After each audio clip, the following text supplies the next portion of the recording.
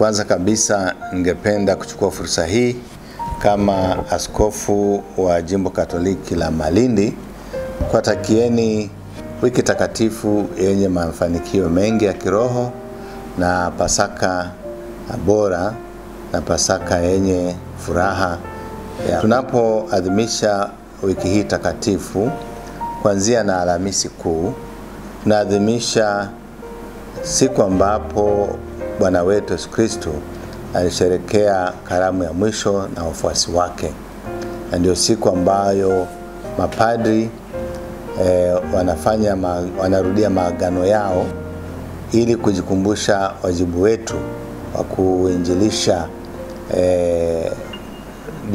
mataifa mbalimbali na kuhakikisha kwamba Kristo ambaye ndiye mkombozi wa ulimwengu anajulikana hasa katika maeneo ambayo hajulikani. Katika siku hiyo ya Alhamisi pia tunaadhimisha kutawazwa kwa miguu kwa wafuasi wa Bwana wetu Yesu Kristo, na hii ni ishara ya unyenyekevu mkubwa, hasa yeye anapo jitayarisha kuwaosha miguu na kuwaambia kama yeye ambao anamuita Bwana ameweza kujinyenyekesha kiasi hicho na kuwatawaza miguu, wao pia wanapaswa kuendeleza kutawaza wenzao miguu.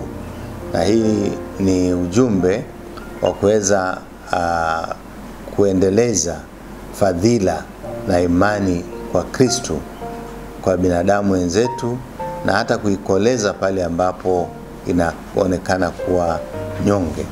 Na kwa hivyo kwa Kristo wetu ndani ya jimbo letu na nje, tunawasihi sana tunaposhiriki katika ibada hii ya Alhamisi Kuu, tuzingatie sana hayo masomo, tuzingatie sana ishara, tuzingatie sana tambiko mbalimbali ambazo zinatumika ili kujiuliza ni nini hasa ujumbe wa ibada hizo za Alhamisi Kuu.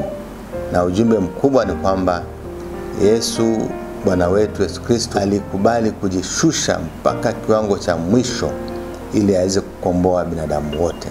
Na swali ni kwamba je, mimi na wewe tuko tayari kujinyenyekesha kwa kiwango gani? Asante.